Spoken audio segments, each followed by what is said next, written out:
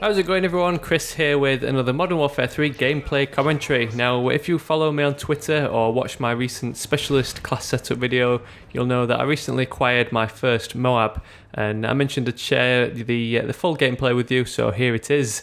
It's probably mostly thanks to one guy that's AFK, who I managed to get some free kills off, but anyway, I'm using the P90 in this game because I was actually recording for my P90 weapon guide video, so stay tuned for that in the near future.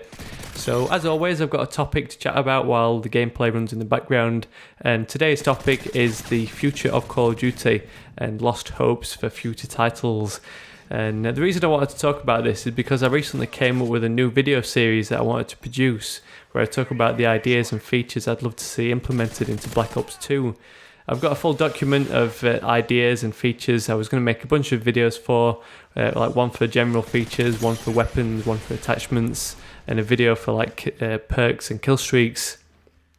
I was going to talk about these features and ideas over some Black Ops gameplay, but I jumped online to collect some clips yesterday, and I was immediately reminded about all the things I hated about that game. And we're not talking about Ghost or Second Chance. This is the whole lag issue that plagued that game. After 3 games in, I just had to turn it off because it was virtually unplayable.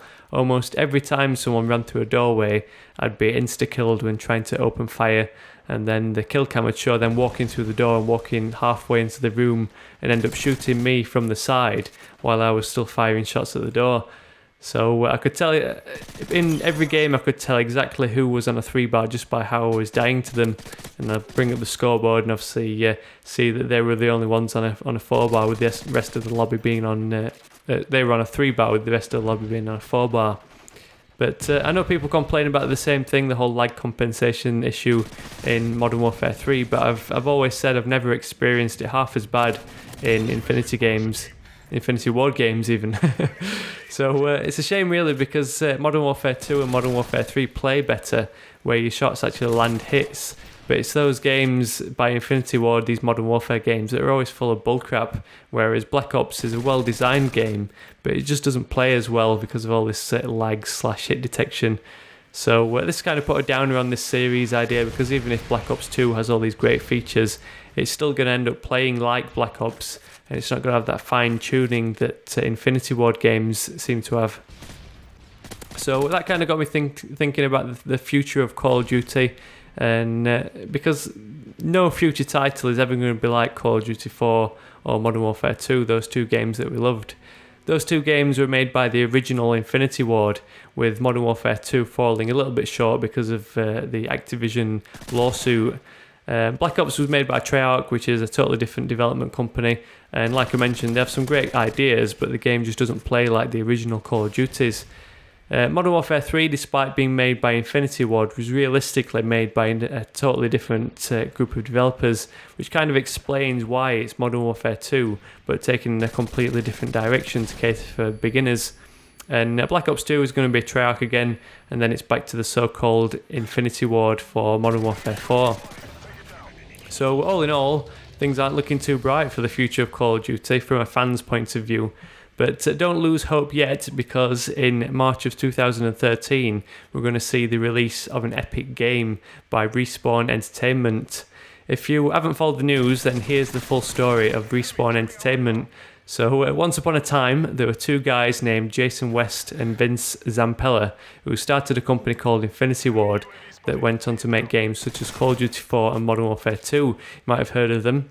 So Activision bought the company and published their games until just after the launch of Modern Warfare 2, there was a lawsuit between Infinity Ward and Activision, which led to West and Zampella being sacked from their own company.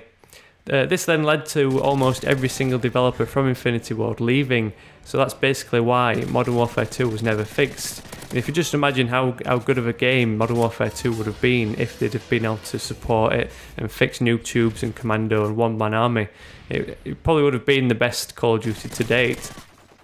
So anyway, West, Zampella and 38 of the 46 original developers of Infinity Ward went off and started a new company altogether called Respawn Entertainment. And if you head over to their website and look at the About page, you'll see all the people who made Call of Duty 4 and Modern Warfare 2. They're working on a new first-person shooter with the backing of EA that's due for release in 2013. It's going to be like a futuristic sci-fi shooter to compete with Halo and Gears. But if you just imagine how good it will be if it's made by the people who made those original Call of Duties. So I'll probably still be buying Black Ops 2 in November just to see how it plays, but my prediction is we'll soon be switching over to this new game just a few months later. It's going to be really interesting to see how it plays out.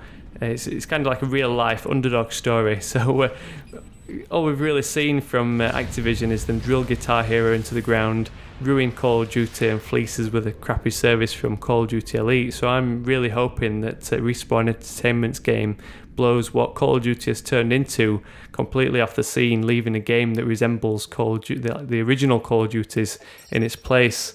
So that's about it for the gameplay anyway. I hope you enjoyed it, and let me know your thoughts down in the comments on the whole future of Call of Duty and whether you're looking forward to this new game. So thanks so much for watching. I'll catch you all later.